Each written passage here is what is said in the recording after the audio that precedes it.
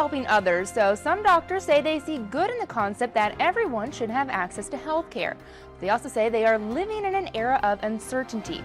A 2012 survey from the Physicians Foundation indicated the new healthcare law has made about 3 in 5 doctors pessimistic about the future of healthcare. A brand new survey of over 600 doctors found that 6 in 10 are more likely to retire earlier than they anticipated in the next couple of years. Ever since Obama got reelected, we've closed down our outpatient. Part of Obama, when he became a president, part of the stuff that he did was he cut down reimbursement. Reimbursement meaning that every time we see a Medicare patient, the payment was cut down. So physicians weren't making as much. You couldn't just see more patients. You know, people say, well, you can add more, you can see more patients. But if you see more patients, that means per patient, their time allotted for their visit becomes shorter.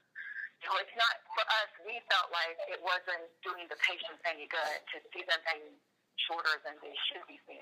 The future of healthcare in terms of physician is they have to see more patients and not make as much. So they're going to be overworked, meaning if they're overworked, no one's going to want to go into that field. There's a high rate of turnover, high rate of burnout. So if you look in that terms only, who'd want to go and to be a physician?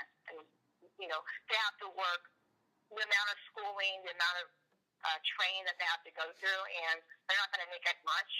I mean, no one would want to go into that. An estimated 32 million Americans will be newly insured under the Affordable Care Act. According to the Association of American Medical Colleges, we're experiencing a shortage of about 20,000 doctors, and that number is expected to get worse as nearly half the nation's physicians are over 50 years old. In order to alleviate the worsening gap between the shortage of doctors and the flood of new patients, the Affordable Care Act redistributed unused residency positions and provided those slots to primary care physicians in an attempt to make the field more appealing.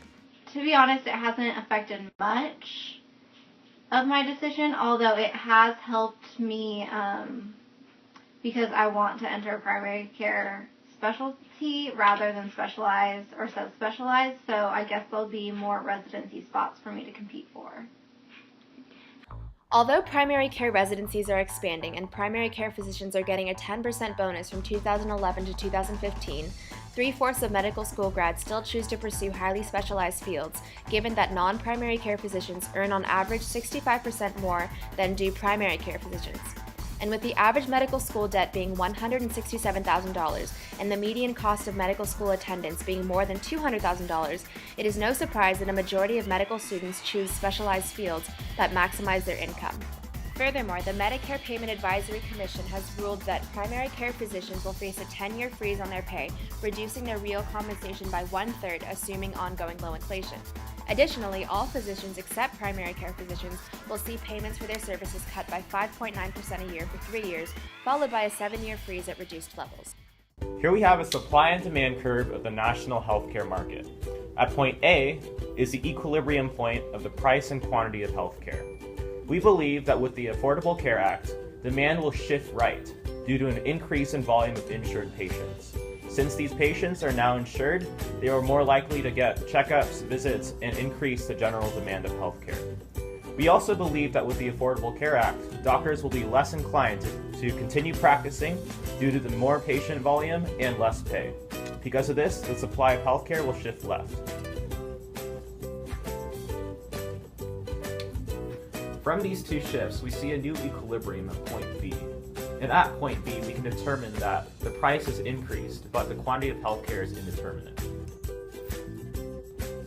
Here we have a Phillips curve. Assume that point A is the point on the Phillips curve prior to the Affordable Care Act. Under the Affordable Care Act, business owners have to provide health insurance for full-time employees. To avoid this, they cut full-time workers to part-time. This increases unemployment, and point A on the Phillips curve moves down the graph to point B. The Affordable Care Act is a polarizing topic in Congress today, as evidenced by the Republicans' recent attempt to defund the implementation of Obamacare during the 2013 government shutdown. Because of the Affordable Care Act, party polarization, or the divergence of political ideas, has increased. The Affordable Care Act will also increase the role of the federal government, creating a nationalized insurance policy instead of allowing it to be regulated by private companies.